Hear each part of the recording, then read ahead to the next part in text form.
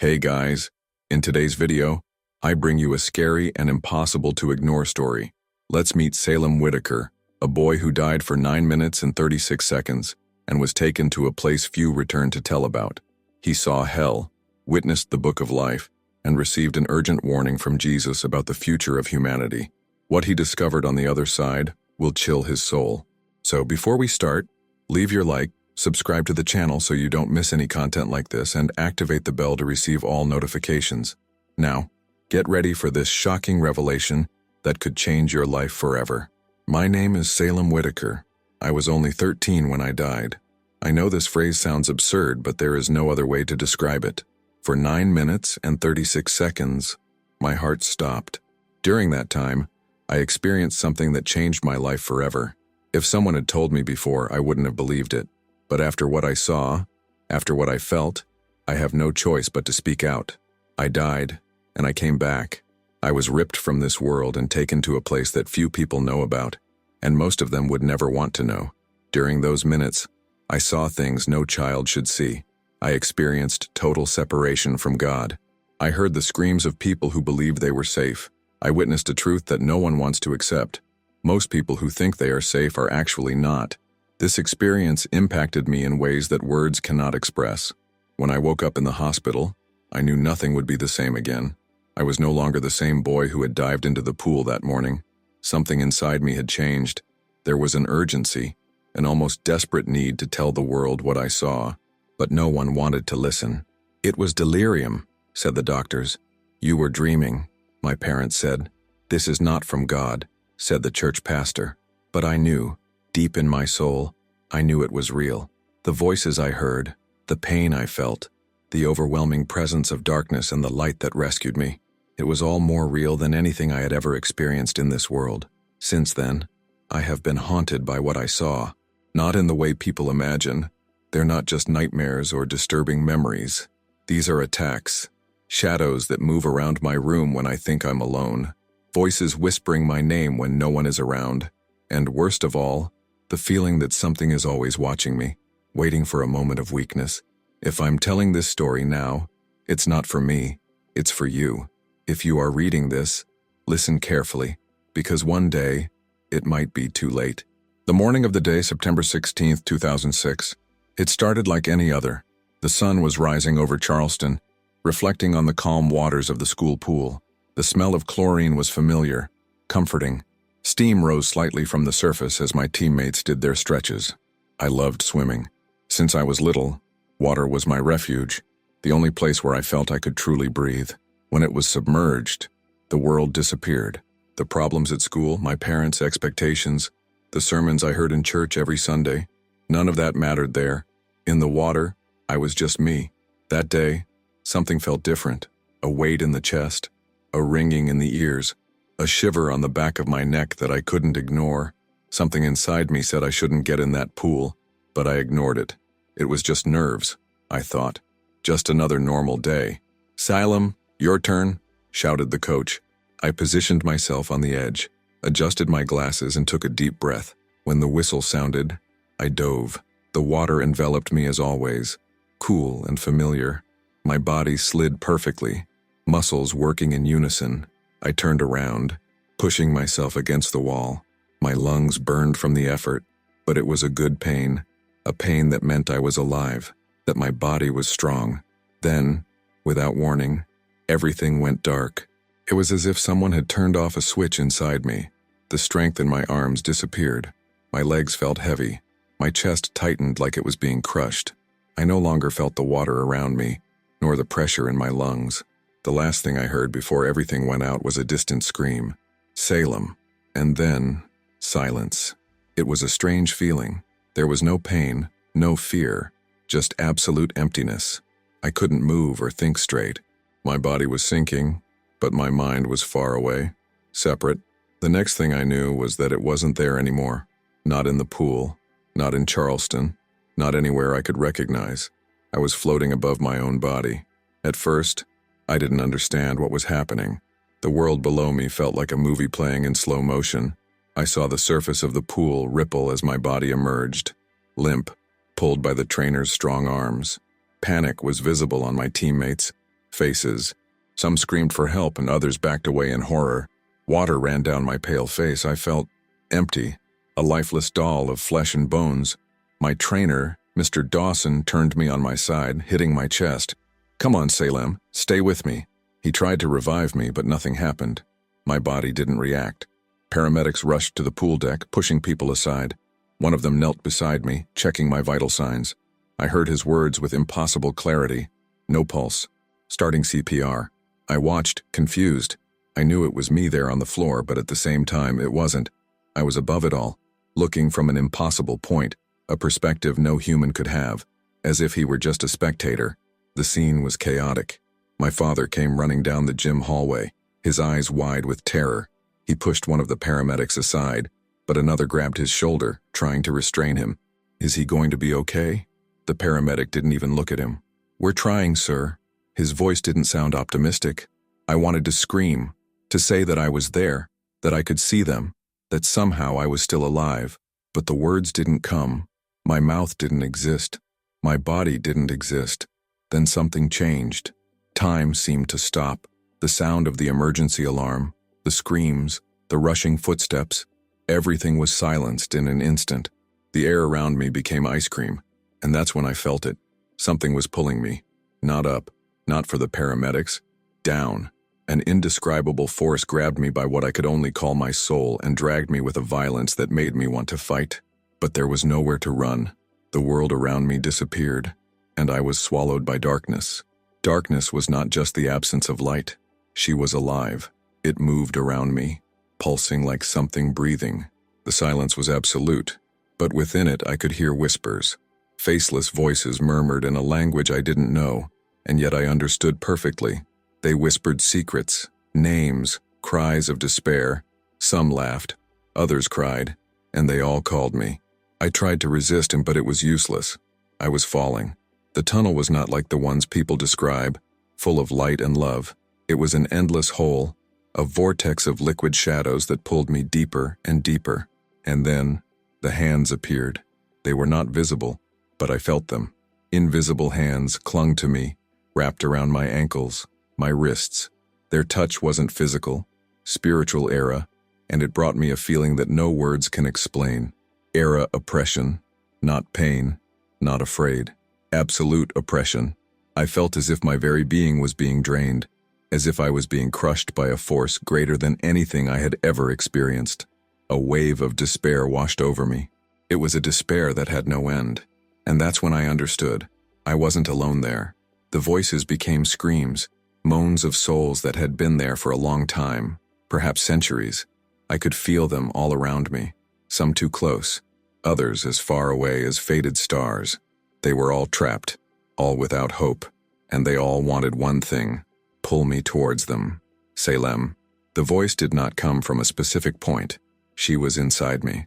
"You belong to us too." "No!" I wanted to scream, but I had no mouth. I had no voice. Darkness tightened around me, and the certainty of the end hit me. No one would come to save me. Nobody knew where I was. It was too late. Then, it happened. An explosion of light ripped me out of those shadows, burning everything around me. And when my eyes adjusted, I saw he. The light was unlike anything I had ever seen. It wasn't just glitter. It was alive. It pulsed with indescribable force, pushing the shadows back like a devastating wave. For an instant, the tunnel of darkness twisted. The voices screamed, and then everything disappeared. I fell to my knees. The presence before me was overwhelming. I knew who he was before I even saw him fully. Jesus. But he wasn't the Jesus of the soft paintings I saw in the church's stained glass windows. He was not the thin, serene Jesus of children's stories. Era the King of Glory, clothed in light, power, and pure holiness. It glowed with an intensity my eyes couldn't bear. My body, or whatever I was at that moment, trembled before him. It was as if every part of my being knew I wasn't worthy of being there. His voice came like the sound of many waters, strong and full of authority, but with a sadness so deep that I couldn't bear it. "Do you know why you are here?" I tried to respond, but my mouth was gone. My mind screamed no, but before he could think of anything else, he raised his hand. At that moment, my entire life unfolded before me. I wasn't just watching my own moments pass before my eyes. I was feeling them. Every decision, every word spoken, every thought hidden deep in my soul. Not just what I did, but what my actions did to others. The moments that I thought were small and insignificant. They weren't. I saw a day when I ignored a schoolmate who was sad. I felt the loneliness he felt. I saw it when I lied to my parents about something silly. I felt the disappointment it caused them. I saw times when I was cruel without realizing it, mocking someone or letting acidic words slip out without thinking. I felt their pain as if it were my own. And then, I saw things that I didn't even know were important. The day I stopped to help a lady carry bags. I saw how it touched his life. The moment you smile at a stranger on the street. That smile was the only thing that stopped him from taking his own life that night. Each action had an impact I had never imagined. But there was something worse. The strongest pain came when I saw the moments when I denied God without realizing it. The days when I went to church just out of obligation. When I prayed just to ask for something, never to say thank you. When I doubted his presence because I thought he didn't hear me. I wanted to scream, to cower, to run away, but there was nowhere to escape. Jesus said nothing. He just looked at me with a love so pure that it destroyed me inside. I wanted him to rebuke me, to yell at me, to tell me I was a failure, but he didn't need to. I already knew. Then, without warning, the scenario has changed. The book appeared, and when I saw the names inside it, dread consumed me. The book was not made of paper or parchment. He was vivo, pulsing with a golden light, as if it were made of fire and glory at the same time. It wasn't something you could touch, just feel. When I looked at him, I didn't just see words. I saw souls. The names were not written in ink, but engraved in light. Some shone like torches in the darkness, while others appeared dull, flickering like candles about to go out. And then, I saw what was happening. Names began to disappear, not all at once, not abruptly, but slowly. People who were in the book, who had once followed God, were walking away without realizing. Some still went to church, still talked about faith, but their hearts were far away. They lived for the world, not for him. I wanted to scream. I wanted to run to the book and stop the names from disappearing, but it was impossible. Then Jesus spoke again, and his voice echoed within me like thunder. They think they still have time. Suddenly I saw the world through spiritual eyes. What once seemed normal was now terrifying. Demons walked among people, whispering lies that seemed soft, but were poisonous. You still have time. God is love. He would never allow anyone to go to hell. No need to change now. Just enjoy life. Hell isn't real. That's just a religious myth. I saw churches full of bodies without spiritual life. People raised their hands in worship, but their hearts were far away. I saw preachers talking about prosperity, about material blessings, about how everything would be fine, but they never spoke of repentance, of renunciation, of the cross. Many believed they were saved, but their names were disappearing before my eyes.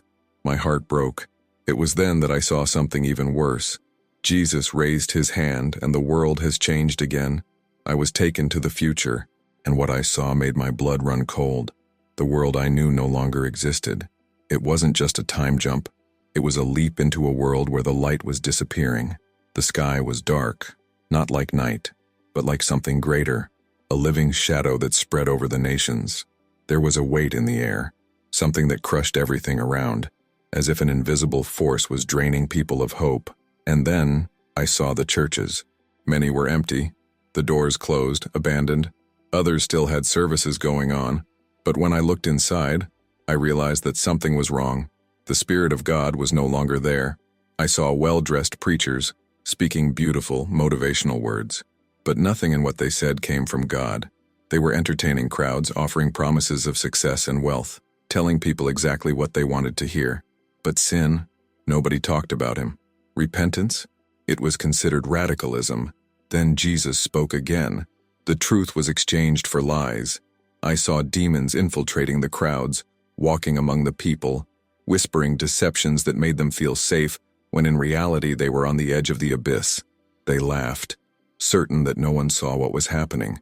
And then, the chase began. I saw laws being created to silence those who still spoke the truth. I saw Christians being ridiculed, rejected, considered a threat. I saw churches being forced to compromise their faith to fit in with the world, and I saw something that made me tremble. Many who previously claimed to follow Christ denied him to escape the pain. They were put against the wall, forced to choose between keeping their faith or preserving their lives, and one by one, they gave up. But some, a small group, resisted. I saw men and women hiding, gathering in secret places to pray. I saw tears streaming down their faces as they held their Bibles as if they were their last ray of hope. They knew they would be persecuted, but they also knew something that others had forgotten. They knew this life was fleeting, so I heard the sound of trumpets. The sky opened, and a voice like thunder declared, "The harvest is ready, but many will be lost because they waited too long." I saw panic. I saw people running, crying, knocking on doors. But the door, it was closed, and Jesus looked at me and said, "You need to go back." The moment Jesus said those words, everything changed. The world I was seeing disappeared in the blink of an eye, as if someone had pulled a veil over it. Suddenly, I was overcome by an overwhelming feeling of being forcibly torn away from that place. It was like my soul was being sucked back in, against my will. Despair took over me. "No, I don't want to go back. I want to stay here," my mind screamed, but my voice wouldn't come out. I knew what awaited me on the other side. I knew the world wasn't ready to hear what I had to say. It was then that I heard the laughter. They came from all sides, growing, multiplying, until they became a chorus of scorn and malice. The demons knew I was coming back. They weren't worried. "Let him go," sneered a dark voice, dripping with irony. "They won't believe him." Another laugh cut through the air. "He will be called crazy. He will be silenced. It will be destroyed before it can make any difference." Dread took me. I knew they were right. I knew what the world was like. They wouldn't believe me, not even those who said they were believers. My body was pulled back with immense force. The light disappeared. The sound disappeared. Emptiness took over everything.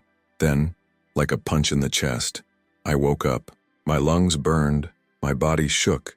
I screamed out of control, choking on the water that was still stuck in my throat. My eyes opened, and everything was a blur. Lights, faces, sounds, all at once. I felt hands pressing my chest. Voices screamed my name. The smell of chlorine and disinfectant flooded my senses. "He's back," someone exclaimed. The air filled my lungs all at once, and I convulsed, coughing violently. Every muscle in my body ached, as if I had been crushed by an invisible weight. Someone held my face firmly. "Salem, are you listening to me?" I tried to respond, but my throat felt like it was made of sand. My heart was beating out of control. The noise around me was unbearable, but nothing was scarier than the certainty of what I had just experienced. I went back, but I didn't come back alone. For the first few seconds after I woke up, my mind couldn't process anything. It was like I was still between two worlds, my soul struggling to understand where it was. The voices around me were distant, muffled, as if I were underwater. My father's face appeared above me, his eyes red and wide with worry. He held my hand tightly, as if he was afraid I would disappear again. "Salem, my God, you're back." My body was still shaking. My chest hurt with every breath. I wanted to speak, but my throat burned. Then, the sound of sirens filled the room. The spinning red and blue lights reflected off the gym windows. The paramedics were around me, checking my vitals, asking questions I couldn't answer. I saw the faces of my teammates in the background, pale, some crying, others just watching me with an expression I couldn't decipher. But I didn't care about any of that. The only thing that mattered was what I had seen, and what I felt now, because I knew, without a doubt, that something came back with me. At the hospital, while the doctors were running tests, my parents surrounded me, relieved. My mother held a rosary between her fingers, murmuring prayers, while my father argued with one of the doctors about how it was possible for me to be alive after so long without a heartbeat. But I wasn't listening, because there was something in the room, a shadow in the corner, motionless, shapeless, but terribly real. She didn't move, she didn't make a sound, but I knew he was watching me. My breathing became heavy. My heart raced. The environment around me suddenly cooled, and an overwhelming feeling of oppression came over me. I closed my eyes tightly, wishing it would go away. But then, a whisper, low, cold, loaded with something unclean. You should have stayed dead. My hands gripped the sheet. My body stiffened. I opened my eyes suddenly. The shadow had disappeared, but the feeling stayed. Since that night, I was never alone again. The attacks began subtly, nightmares so real that I woke up in a cold sweat, voices whispering in the silence of the early morning, things that moved on their own in my room. But the worst thing was the presence, always watching, always waiting, and I knew exactly who was behind it. They were furious, because he had come back to tell the truth, and they would do everything to silence me. In the days following my return, my life became a waking nightmare. At the hospital, doctors were trying to understand how I had survived so long without a heartbeat. My case was described as extraordinary, inexplicable, a true medical anomaly, but no one wanted to hear the truth. They wanted scientific explanations. They wanted to believe that my brain simply filled in the blank with hallucinations while my body fought to survive. But I knew, I saw. My mother believed that what happened to me was a miracle. My father, on the other hand, seemed uneasy. He didn't like what I said, especially when I started sharing my experience. At first, I tried to talk.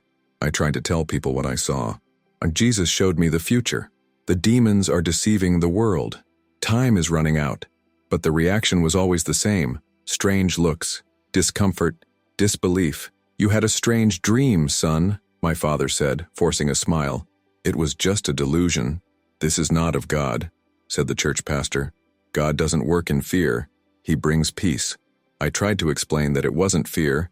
It was a warning, but they didn't want to hear it.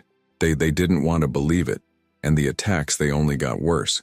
The first night after returning home, I woke up with a weight on my chest, as if something was crushing me, pinning me to the bed.